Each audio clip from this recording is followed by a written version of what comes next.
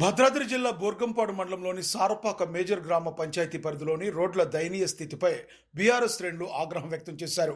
సారపాక ప్రధాన కూడల నుంచి రెడ్డిపాలెం మార్గంలో పెట్రోల్ బంకు వద్ద, మసీదు రోడ్డు, గ్యాస్ గోడౌన్ వద్ద ధర్నా చేపట్టారు. ఆర్ఎండ్బి అధికారులు కాంగ్రెస్ ప్రభుత్వం నిర్లక్ష్య ధోరణి ప్రదర్శిస్తుందని తీవ్రంగా విమర్శించారు. తాత్కాలిక మరమ్మతులతో సమస్య పరిష్కారం కాదని, శాశ్వత పరిష్కారం కోసం వెంటనే రోడ్ల పనులను ప్రారంభించాలని డిమాండ్ చేశారు. స్థానిక ఎమ్మెల్యే పాయం వెంకటేశ్వర్లు స్పందించి తక్షణ చర్యలు తీసుకోవాలని కోరారు. ఎప్పటికైనా ప్రభుత్వం కొత్త రోడ్లు నిర్మించకపోతే పోరాటాన్ని మరింత ఉధృతం చేస్తామని హెచ్చరించారు. ప్రజల సమస్యలను నిర్లక్ష్యం చేస్తే గద్దె దింపుతామని స్పష్టం చేశారు. ఐటీఐ కాలేజ్ ఉంది, సాయిబాబా టెంపుల్ ఉంది, శివాలయం ఉంది. అనేక రకాలైనటువంటి ప్రజలందరూ కూడా ఇటు సైడ్ నుంచి ప్రయాణిస్తున్నటువంటి రోడ్డు అత్యంత దారుణమైనటువంటి పరిస్థితిలో ఈరోజు ఉంది. ప్రభుత్వం వచ్చి ఇప్పటికీ 20 నెలలు అయినప్పటికీ కూడా ఈ ఎమ్మెల్యే మొద్దు నిద్రపోతూ కనీసం రోడ్లు కానీ అభివృద్ధి పనులు కానీ ఏది కూడా పట్టించుకునేటటువంటి పరిస్థితిలో లేదు.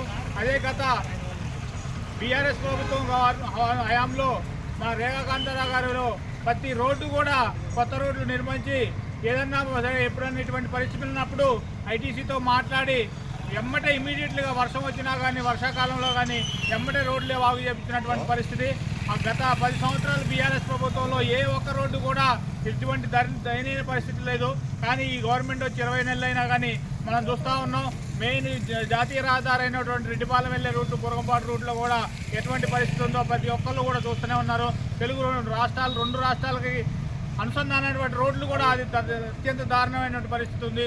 ఇక గ్రామంలో చెప్పుకోవాల్సి అంటే ఈ రోడ్డు చూస్తే, ఒక్క రోడ్డు చూస్తే అర్థమవుతుంది సారపాకలో ఉన్నటువంటి రోడ్ల పరిస్థితి ఏంటన్నది.